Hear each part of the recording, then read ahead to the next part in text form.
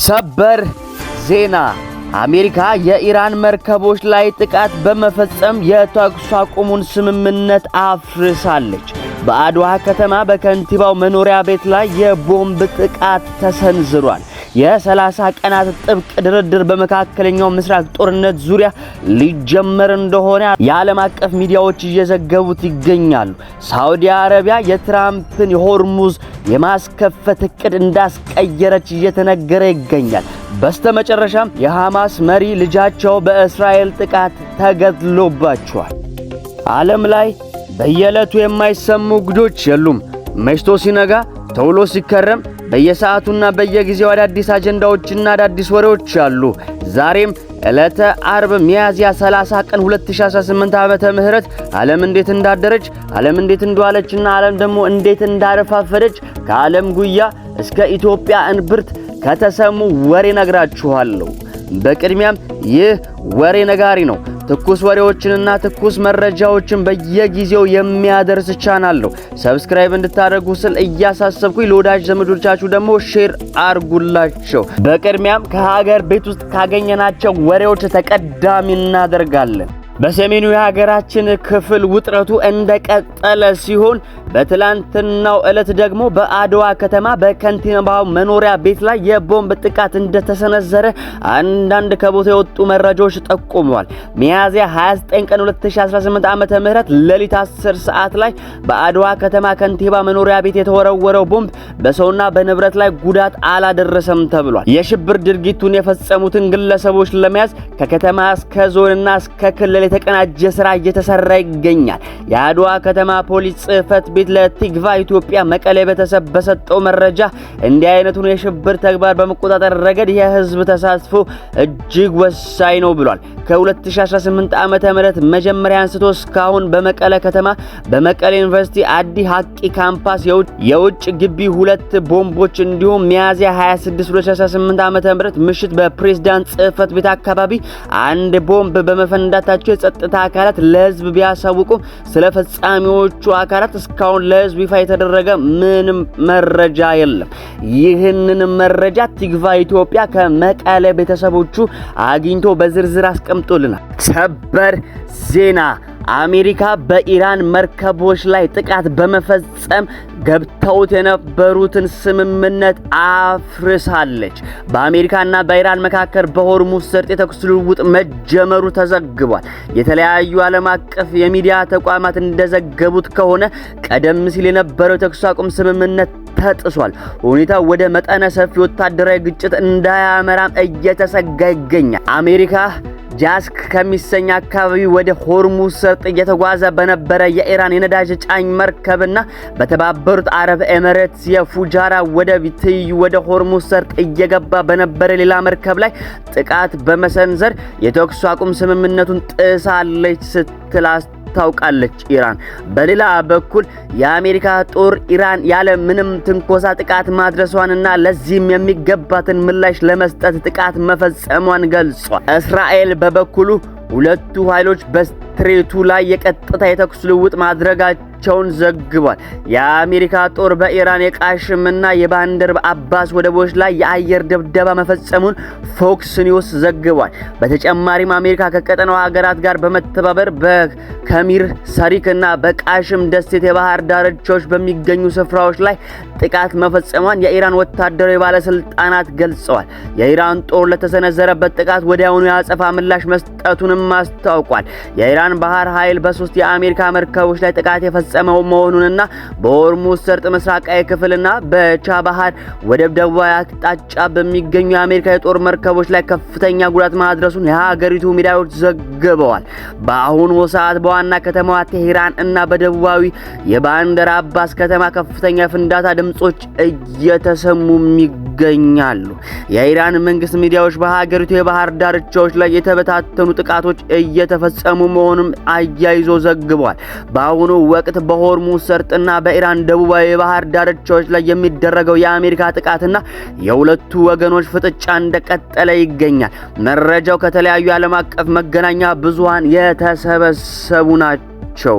ይህ በእንዲህ እንዳለ ደግሞ የ30 ቀናት ጥብቅ ድርድር ይጀመራል የሚል ወሬዎች እየተሰሙ ይገኙ ነበር። የመካከለኛው ምስራቅ ውጥረት ከጦርነት ስጋት ወደ ዲፕሎማሲ ጠረጴዛ ይዘዋወራል ተብሎ ተጠብቋል። በመካከለኛው ምስራቅ አይሎ የቆየው የአሜሪካና የኢራን ወታደራዊ ፍጥጫ አቅጣጫውን ወደ ዲፕሎማሲ እየቀየረ ነው። ፕሬዝዳንት ዶናልድ ትራምፕ ጦርነቱን ሊያስቆም ይችላል የተባለ ባለ 14 ነጥብ የመግባቢያ ስምምነት ለቴህራን ልከዋል። የስምምነቱ ዋና ይዘቶች ኢራን የኒውክሌር ማበልጸግ ስራዋን ካቆመች አሜሪካ የጣለችውን የኢኮኖሚ ማዕቀብ ታነሳለች ይችላል የመጀመሪያው። ሁለተኛው የንግድ መርከቦች በሆርሙዝ ሰርጥ ያለምንም ስጋት በነጻነት እንዲንቀሳቀሱ ማድረግ መቻል ነው። እንዲሁም ደግሞ ሳዑዲ አረቢያ የአሜሪካ የጦር አውሮፕላኖች ከግዛቷ ተነስተው ጥቃት እንዳይፈጽሙ መከልከሏ ዋሽንግተንን ወደ ሰላም አማራጭ ካስገደዷት ምክንያቶች አንዱ እንደሆነ ተገልጿል። የኢራን የውጭ ጉዳይ ሚኒስተር ሰነዱን በጥንቃቄ እየመረመር ነው መሆኑንና ምላሹንም በፓኪስታን በኩል እንደምናሳውቅ እንገልጻለን ሲሉም አሰምቷል። ሁለቱ ወገኖች ከተስማሙ ዝርዝር ጉዳዮችን በአንድ ወር ውስጥ ለመቋጨት የሚያስችል የ30 ቀናት ጥብቅ ድርድር ይጀመራል ተብሎም ይጠበቃል። ይህ ለዓለምና ለሕዝቧ ሰበር ዜና ነው። በወዲህ በኩል ደግሞ አሜሪካ ሳዑዲ አረቢያን እየኮነነችና ጣት እየቀሰረችባት ትገኛለች። ለምን ቢሉ ሳዑዲ አረቢያ የትራምፕ የሆርሙዝ ማስከፈት ዘመቻ እንዲቋረጥ ማድረጓ ነው አሜሪካን ያስቆጣት የተባለው። የአሜሪካው ፕሬዝዳንት ዶናልድ ትራምፕ በሆርሙዝ ወሽመጥ መንቀሳቀስ ያልቻሉ መርከቦችን አጅቦ ለማስወጣት የነበራቸውን እቅድ ያቋረጡት በሳዑዲ አረቢያ ምክንያት መሆኑን ኤንቢሲ ዘገበ። ኤንቢሲ ሁለት የአሜሪካ ባለስልጣናትን ጠቅሶ እንደዘገበው ሳዑዲ አረቢያ እሁድ ዕለት ትራምፕ እቅዳቸውን ይፋ ሲያደርጉ መደነቃቸውን ተናግረዋል። የሳዑዲ አረቢያ ባለስልጣናት የአሜሪካ ወታደራዊ አውሮፕላኖችን ሆኑ የጦር ጀቶችን ከሳዑዲ የልዑል ሱልጣን የአየር ኃይል መነሳት ወይም በሆርሙዝ ወሽመጥ መውጫ ያጡትን መርከቦች ለማጀብ በሚደረጉ ዘመቻ የሳዑዲ አየር ክልል መጠቀም እንደማይችሉ መናገራቸውን ምንጮች ለኤንቢሲ ተናግረዋል። ትራምፕ በጉዳዩ ላይ ከሳዑዲ ልዑል መሐመድ ቢን ሳልማን ጋር ቢነጋገሩም ሊያሳምኗቸው እንዳልቻሉ ጨምረው አስታውቋል። ከዚህ በኋላ ትራምፕ ወሳኝ የሆነውን የአየር ክልል ፕሮጀክት ፍሪደም ሲሉ ለሰየሙት ወታደራዊ ዘመቻ መጠቀም ስለሚያስፈልግ እቅዳቸውን ለጊዜው ለማዘግየት ወስነዋል ሲሉ ምንጮቹ ለኤንቢሲ አያይዘው ገልጸውላቸዋል። እንዲሁም አሜሪካ ከእስራኤል ጋር በመሆን በኢራን ላይ ጦርነት በከፈተችበት በዚህ ወቅት ሳዑዲ አረቢያ የጦር ሰፈሯን እና የአየር ክልሏን የዩናይትድ ስቴትስ ጦር እንዲጠቀምበት ፈቅዳ ነበር።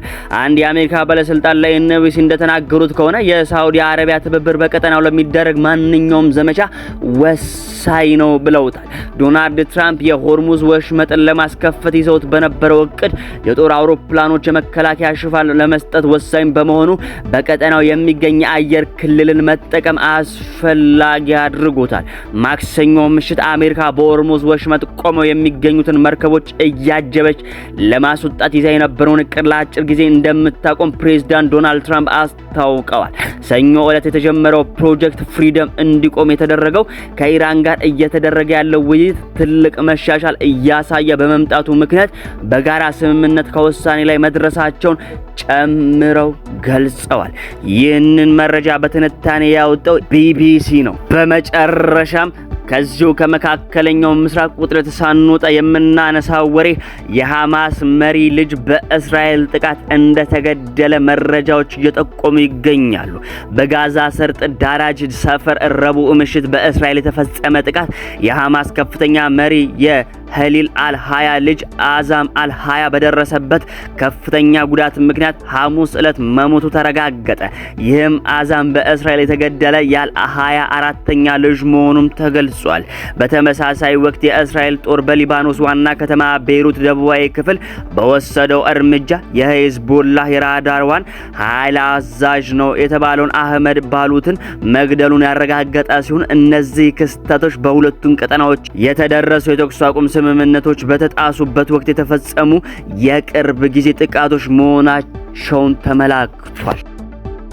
ውድ አድማጮቼ ለዛሬ ለዕለተ አርብ ሚያዝያ 30 ቀን 2018 ዓመተ ምህረት ወሬ ነጋሪያችን አጀንዳችን ይህንን ይመስል ነበር። ዓለም እንዲህ አድራለች፣ ዓለም እንዲህ አረፋፍዳለች፣ ዓለም ደግሞ እንዲህ ውላለች። ይህ ወሬ ነጋሪ ነው። ወሬ ለሚሹ ሰዎች ሁሉ ምርጡ አማራጭ ሰብስክራይብ እንድታደርጉ ስል እየጋበዝኩ ለወዳጅ ዘመዶቻችሁ ደግሞ ሼር ማድረግን እንዳትረሱ። ለዛሬው የነበረው ወሬያችን ይህንን ይመስል ነበር። በሰላም ዋሉ፣ በሰላም አምሹ፣ በሰላም እደሩ። ጤና ይስጥልኝ።